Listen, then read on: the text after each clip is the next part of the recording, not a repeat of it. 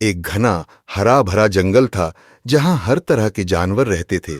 शेर, हाथी, बंदर, लोमड़ी, कौवे और भी कई।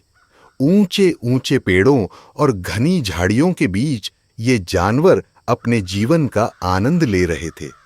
जंगल के एक कोने में एक बुद्धिमान बंदर रहता था, जिसकी समझदारी और ज्ञान के कारण सभी जानवर उसका बहुत सम्मान करते थे। जंगल के सभी जानवर अपनी समस्याओं का हल निकालने के लिए उस बंदर के पास आते थे। बंदर का खास दोस्त एक चालाक और होशियार लोमड़ी था। जंगल के बीच मेन एक बड़ा सा तालाब था, जो सभी जानवरों के जीवन का महत्वपूर्ण स्रोत था।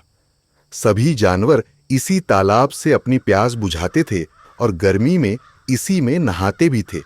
लेकिन कुछ दिनों से तालाब का पानी धीरे धीरे कम होने लगा। यह देखकर सभी जानवरों को चिंता सताने लगी। तालाब के पानी का स्तर गिरता देख जंगल के सभी जानवर इकट्ठे हुए।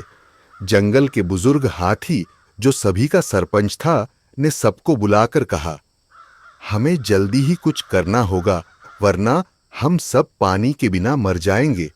क्या कोई ऐसा है जो इस समस्या का हल निकाल सके? सभी जानवर चुपचाप खड़े थे।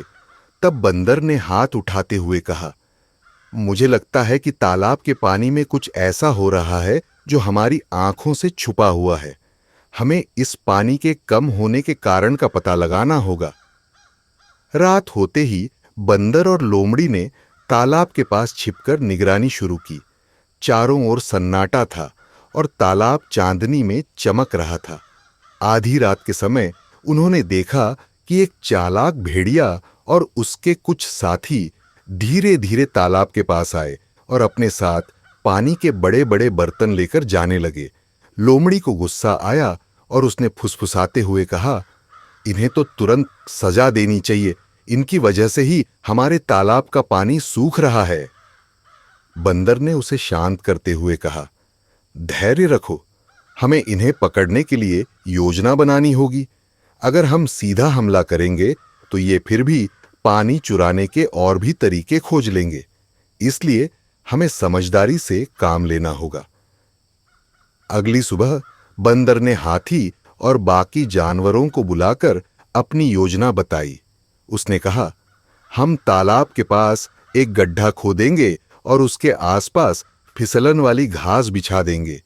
जब भेड़िए रात को पानी चुराने आएंगे तो वे फिसलकर गड्ढे में गिर जाएंगे। सभी जानवर इस योजना में जुट गए।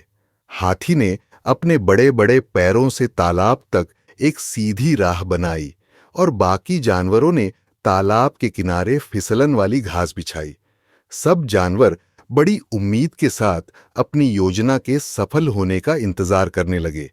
जैसे ही रात हुई, भेड़िया और उसके साथी एक बार फिर तालाब के पास पहुंचे। उन्हें जैसे ही तालाब का किनारा दिखा, उन्होंने तुरंत अपने बर्तन पानी से भरने शुरू कर दिए। लेकिन अचानक वे फिसल कर नीचे गिरने लगे और सीधा गहरे गड्ढे में जा गिरे।